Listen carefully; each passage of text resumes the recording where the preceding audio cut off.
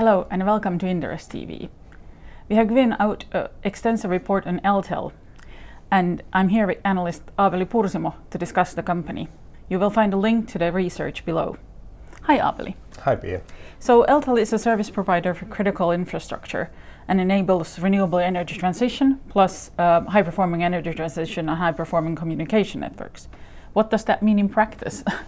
So if we start looking in the geographical manner, Eltel operates in the Nordic countries, in Germany, Lithuania, and for the time being in Poland. But its services and revenue splits differ between the countries it operates. But its main services include maintenance of power grids, upgrades and project work to national transmission system operators and distribution network owners, as well as similar services to telecom operators and the other owner of the communication networks.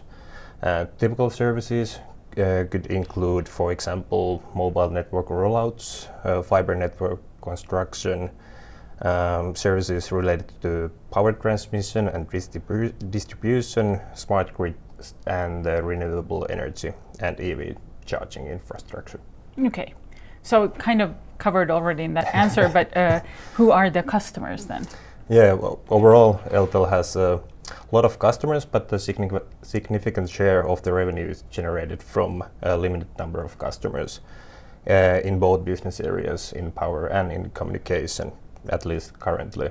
But in communication, the main customers are Nordic telecom operators, and to a lesser extent other communication network owners such as national defense forces, transport agencies or fiber companies. And in the power, the main customers are network operators, utility companies, renewable energy companies, and other local industrial players. Okay. And the company reports revenue and profitability by country units. Could you open a bit about the country specifics? Is there something people should know?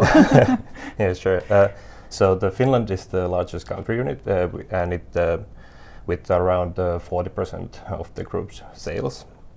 And the only country where Eltel's offering includes all the services within the power and the communication. And the second largest is Sweden, and where the company's offering is more heavily based on communication. And it is also good to note that Eltel had problems with its profitability for a long time due to the shrinking market, but the last year the company get back to the black numbers first time in the recent history. Okay. And the third largest is Norway, where Eltel's offering is practically solely based on the communication side, and the fourth largest is Denmark, where the split is more balanced, but leans more towards the communication. And then there is the other business, where power is larger due to the Polish and German businesses, but the company recently announced that they are going to divest the Polish business. Yeah, as you said, the company announced that this high voltage business in Poland is being divested. What do you think about that? Will something like that be happening in other businesses as well? What's your feeling on that? And maybe it's good to start with the Polish business. It was historically a loss-making business, so it's in our opinion it was really reasonable, and it also supports the profitability improvement and decrease the risk level of the company and of course the profitability improvement. But what comes to the other businesses, the company has not formally commented on its plans, but due to their healthier profiles, we see no rush for company to take action regarding those. Yeah, so they sort of divested the weakest part, and now it looks better in that sense. Where is the highest risks also. Of course. So there are a lot of ingredients to make it work. Profitability has been an ongoing issue, though. Yeah. What's the reason behind that? There have been several reasons, but first of all, one historical reason was uncontrolled growth which led to an extended period of ramping down and divesting of unsuccessful businesses. Furthermore, in recent years, the rapid inflation and some postponements of their customers' investment levels also had an impact. But maybe it's good to notice that in the low margin business there is not that much room for error, and due to the labor intensive business, the utilization rate is critical. And due to the most costs are somewhat fixed or semi-fixed in the short term. Yeah.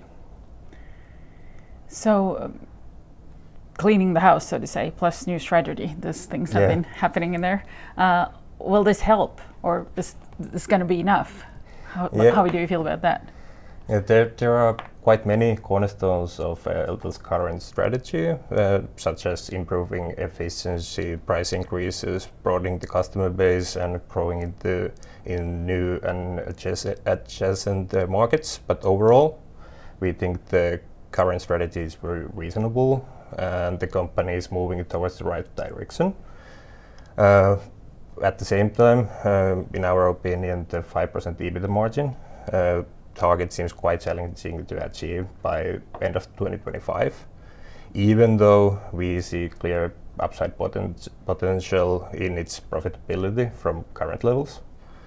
But I would say that the company has still a lot to prove at this stage, but like I said, it's moving towards the right direction. Okay.